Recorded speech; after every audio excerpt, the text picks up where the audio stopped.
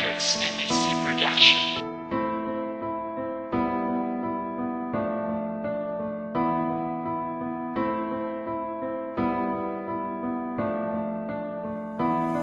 Kilala na ang Pinas bilang bagsakan ng shabu ng mga karatig bansang paggawaan ng bato.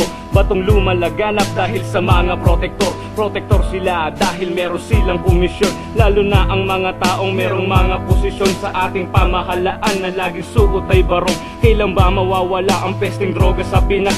Isang malaking problema na parang wala ng lunas.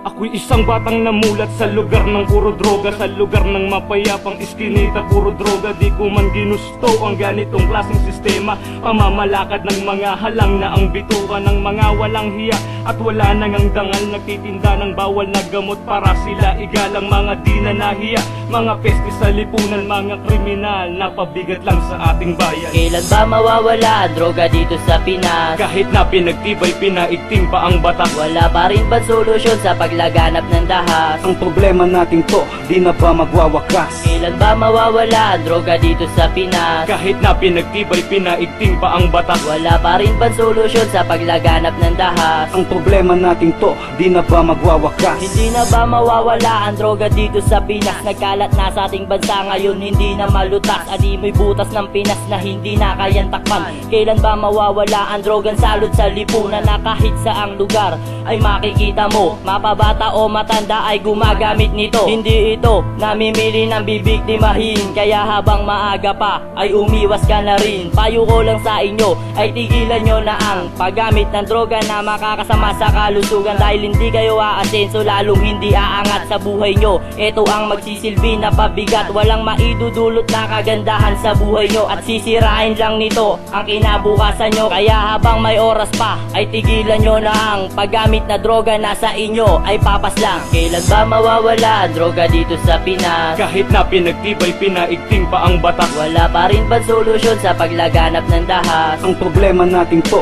di na ba magwawakas? Kailan ba mawawala ang droga dito sa Pinas? kahit na pinagtibay, pinaigting pa ang batas, Wala pa rin ba solusyon sa paglaganap ng dahas? Ang problema natin to, di na ba magwawakas? Katanungan na ito, kailan ba masasagot na habang tumatagal ay dumadami ang sangkot? Mahirap man o mayaman, ito ang kasangkapan ng lungkot. Ay malimot at problema ay takasan. Ecstasy, cocaine, shabu at marijuana, ito ang dahilan kaya sila'y napariwarana. Mga kabataan na halos ito ang libangan, kaya di na maiwasan na gumawa ng kasalanan. Paano ba malulunasan kung batas ay bulag?